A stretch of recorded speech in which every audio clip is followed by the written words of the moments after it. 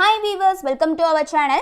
இந்த வீடியோல 10th polity lesson 2 நடுவண் அரசு அல்லது மத்திய அரசு அப்படினு சொல்லலாம். இந்த பாடத்திற்கான முக்கியமான கேள்விகள் தான் பார்க்க போறோம். நம்ம 10th பாலிட்டி புக்ல நடுவண் அரசு அப்படினு சொல்லி தான் கொடுத்திருப்பாங்க. ஓகேவா? டோட்டலி 30 கேள்விகள் இருக்க போகுது. உங்களுக்கு ஆன்சர் தெரிஞ்சிருந்தது அப்படினா கமெண்ட் செக்ஷன்ல சொல்லிக்கிட்டே வாங்க. உங்களுக்கும் ரொம்ப யூஸ்ஃபுல்லா இருக்கும். அதேபோல வீடியோவோட எண்டில் 30 கேள்விகளுக்கு உங்களுக்கு எவ்வளவு क्वेश्चंस தெரிஞ்சிருந்தது அப்படிங்கறதையும் கமெண்ட் செக்ஷன்ல சொல்லிருங்க. ஓகேவா? அதேபோல குரூப் 4 கான ஃப்ரீ டெஸ்ட் பேட்ச் போயிட்டு இருக்கு. அதுக்கான டெலிகிராம் சேனல் லிங்க் நான் டிஸ்கிரிப்ஷன்ல கொடுக்கிறேன். ஜாயின் ஆகாத இருக்கவங்க ஃபாஸ்டா ஜாயின் ஆகிக்கோங்க. அதேபோல குரூப் 2 குரூப் 3 and குரூப் 4 கான தமிழ் ஃப்ரீ டெஸ்ட் பேட்ச்மே போயிட்டு இருக்கு. அதுக்கான டெலிகிராம் சேனல் லிங்க்குமே டிஸ்கிரிப்ஷன்ல இருக்கும். வில்லிங்கா இருக்கவங்க ஜாயின் ஆகிக்கோங்க. முதல் கேள்வி, ரிட்ரீட் கட்டிடம் எங்கு அமைந்துள்ளது? ரிட்ரீட் கட்டிடம் எங்கு அமைந்துள்ளது? விடை ஆப்ஷன் சி சிம்லா. கேள்வி 2, மத்திய அரசின் சட்டமியற்றும் அங்கமாக திகழ்வது எது? மத்திய அரசின் சட்டமியற்றும் அங்கமாக திகழ்வது எது? விடை ஆப்ஷன் டி நாடாளுமன்றம். கேள்வி 3, கலைக்க முடியாத நிரந்தர அவை எது? Very very important question. கலைக்க முடியாத நிரந்தர அவை எது? விடை ஆப்ஷன் பி மாநிலங்களவை. கேள்வி 4, இந்திய அரசின் தலைமை வழக்கறிஞராக பதவி பெற எத்தனை ஆண்டுகள் உயர்நீதிமன்றத்தில் வழக்கறிஞராக இருத்தல் வேண்டும்? இந்திய அரசின் தலைமை வழக்கறிஞராக பதவி பெற எத்தனை ஆண்டுகள் உயர்நீதிமன்றத்தில் வழக்கறிஞராக இருத்தல் வேண்டும்? விடை ஆப்ஷன் சி 10 ஆண்டுகள். கேள்வி 5, மாநில சட்டமன்றங்கள் இயற்றும் சட்டங்கள் அரசியலமைப்பு சட்டத்திற்கு முரணானது என அறிவிக்கும் அதிகாரம் உள்ள அமைப்பு எது? மாநில சட்டமன்றங்கள் இயற்றும் சட்டங்கள் அரசியலமைப்பு சட்டத்திற்கு முரணானது என அறிவிக்கும் அதிகாரம் உள்ள அமைப்பு எது? விடை ஆப்ஷன் சி உச்சநீதிமன்றம். கேள்வி 6, மத்திய அரசின் ஆண்டு வரவு செலவு திட்டத்தினை மத்திய நிதியமைச்சர் குடியரசுத் தலைவரின் அனுமதி பெற்ற பின்னர் எங்கு சமர்ப்பிக்கிறார்? மத்திய அரசின் ஆண்டு வரவு செலவு திட்டத்தினை மத்திய நிதியமைச்சர் குடியரசுத் தலைவரின் அனுமதி பெற்ற பின்னர் எங்கு சமர்ப்பிக்கிறார்? விடை ஆப்ஷன் ஏ மக்களவை.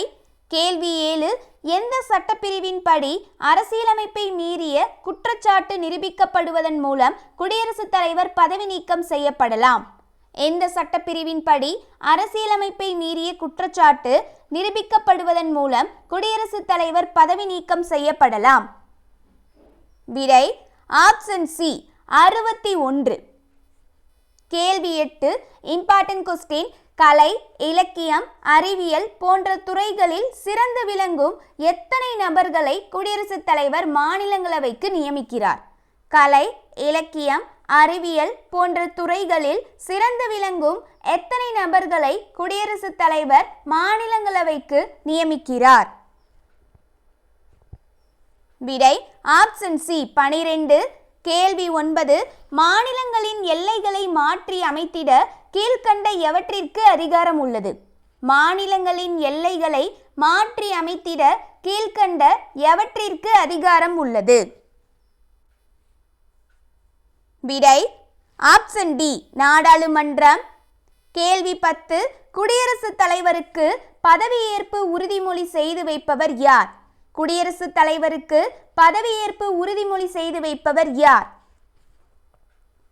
விடை ஆப்ஷன் டி உச்சநீதிமன்ற தலைமை நீதிபதி. கேள்வி 11, மாநிலங்களவை உறுப்பினர்களின் பதவிக்காலம் எத்தனை ஆண்டுகள்? மாநிலங்களவை உறுப்பினர்களின் பதவிக்காலம் எத்தனை ஆண்டுகள்? விடை ஆப்ஷன் பி 6 ஆண்டுகள். கேள்வி 12, மாநிலங்களவை உறுப்பினராக எத்தனை வயது பூர்த்தி அடைந்தவராக இருக்க வேண்டும்? மாநிலங்களவை உறுப்பினராக எத்தனை வயது பூர்த்தி அடைந்தவராக இருக்க வேண்டும்? விடை ஆப்ஷன் பி 30 ஆண்டுகள். கேள்வி 13, இந்திய அரசியலமைப்பில் மத்திய அரசின் நிர்வாகம் பற்றி கூறும் சட்டப்பிரிவு எது? இந்திய அரசியலமைப்பில் மத்திய அரசின் நிர்வாகம் பற்றி கூறும் சட்டப்பிரிவு எது? விடை ஆப்ஷன் ஏ 52 to 78 வரை. கேள்வி 14, நாட்டின் 2வது உயர்ந்த பதவியை துணை குடியரசுத் தலைவர் வகிக்கிறார் என கூறும் சட்டப்பிரிவு எது? நாட்டின் 2வது உயர்ந்த பதவியை துணை குடியரசுத் தலைவர் வகிக்கிறார் என கூறும் சட்டப்பிரிவு எது? விடை ஆப்ஷன் டி 63. கேள்வி 15. மாநிலங்களவையில் சட்ட மசோதாவின் மீது நடைபெற்ற வாக்கெடுப்பு சமநிலையில் இருக்கும்போது துணை குடியரசுத் தலைவர் வாக்களிக்கலாம் என கூறும் சட்டப்பிரிவு எது? மாநிலங்களவையில் சட்ட மசோதாவின் மீது நடைபெற்ற வாக்கெடுப்பு சமநிலையில் இருக்கும்போது துணை குடியரசுத் தலைவர் வாக்களிக்கலாம் என கூறும் சட்டப்பிரிவு எது? விடை ஆப்ஷன் ஏ 100. கேள்வி 16. இந்தியாவின் முதல் குடியரசுத் தலைவர் யார்? இந்தியாவின் முதல் குடியரசுத் தலைவர் யார்?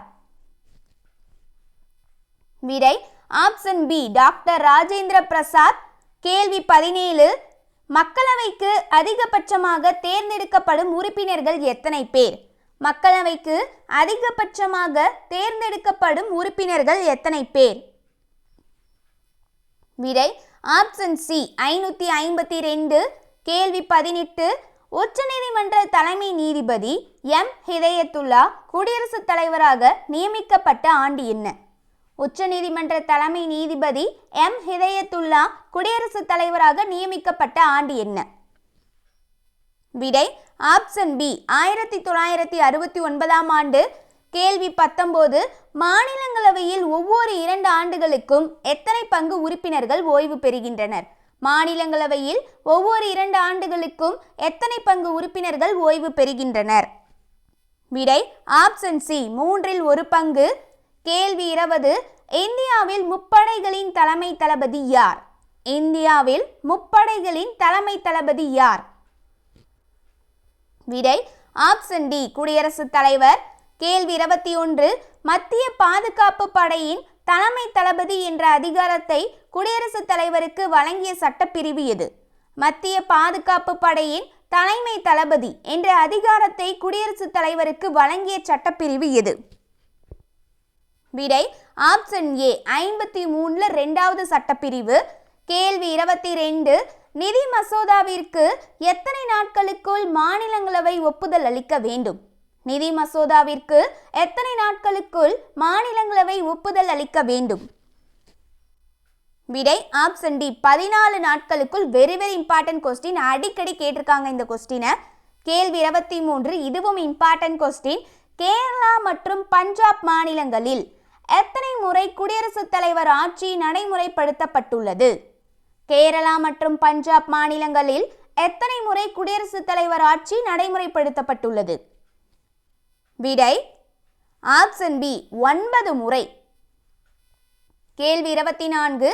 இந்திய உச்சநீதிமன்றம் எந்த ஆண்டு உருவாக்கப்பட்டது? இந்திய உச்சநீதிமன்றம் எந்த ஆண்டு உருவாக்கப்பட்டது? விடை ஆப்ஷன் பி 1950ஆம் ஆண்டு. கேள்வி 25. இந்திய நாடாளுமன்றத்தை பற்றி கூறும் அரசியலமைப்பு சட்டப்பிரிவு எது? இந்திய நாடாளுமன்றத்தை பற்றி கூறும் அரசியலமைப்பு சட்டப்பிரிவு எது? விடை ஆப்ஷன் சி 79 to 122 வரை. கேள்வி 26. இந்திய நாட்டின் உயர்ந்த அரசாங்க அமைப்பு எது? இந்திய நாட்டின் உயர்ந்த அரசாங்க அமைப்பு எது? விடை ஆப்ஷன் டி மத்திய அரசு. கேள்வி 27. மத்திய அரசின் தலைமையகம் எங்கு அமைந்துள்ளது? மத்திய அரசின் தலைமையகம் எங்கு அமைந்துள்ளது? விடை ஆப்ஷன் பி புதுடெல்லி. கேள்வி 28. மாநில சட்டமன்றங்கள் இயற்றும் சட்டங்கள் அரசியலமைப்பு சட்டத்திற்கு முரணானது என அறிவிக்கும் அதிகாரம் உள்ள அமைப்பு எது? மாநில சட்டமன்றங்கள் இயற்றும் சட்டங்கள் அரசியலமைப்பு சட்டத்திற்கு முரணானது என அறிவிக்கும் அதிகாரம் உள்ள அமைப்பு எது? விடை ஆப்ஷன் சி உச்சநீதிமன்றம். கேள்வி 29. அரசியலமைப்பின் தொடக்கத்தில் எத்தனை நீதிபதிகளை உச்சநீதிமன்றம் கொண்டுள்ளது? அரசியலமைப்பின் தொடக்கத்தில் எத்தனை நீதிபதிகளை உச்சநீதிமன்றம் கொண்டுள்ளது? விடை ஆப்ஷன் சி 8. Final question. கேள்வி 30. மொத்த மக்களவை உறுப்பினர்களில் எத்தனை சதவீதம் மட்டுமே அமைச்சரவை உறுப்பினர்களாக இருக்க வேண்டும்? மொத்த மக்களவை உறுப்பினர்களில் எத்தனை சதவீதம் மட்டுமே அமைச்சரவை உறுப்பினர்களாக இருக்க வேண்டும்? விடை ஆப்ஷன் சி 15%. ஓகே காய்ஸ், இந்த வீடியோவோட எண்டில் நீங்கள் 30 கேள்விகளுக்கு எவ்வளோ ஸ்கோர் பண்ணியிருக்கீங்க அப்படிங்கிறத மறக்காமல் கமெண்ட் செக்ஷனில் சொல்லிடுங்க. அதே மாதிரி இந்த வீடியோ உங்களுக்கு யூஸ்ஃபுல்லாக இருந்துச்சு அப்படின்னாலும் லைக் பண்ணிடுங்க. நம்ம சேனலை இது வரைக்கும் சப்ஸ்கிரைப் பண்ணாத இருக்கீங்க அப்படின்னாலும் மறக்காமல் சப்ஸ்கிரைப் பண்ணி வச்சுக்கோங்க. தேங்க்யூ.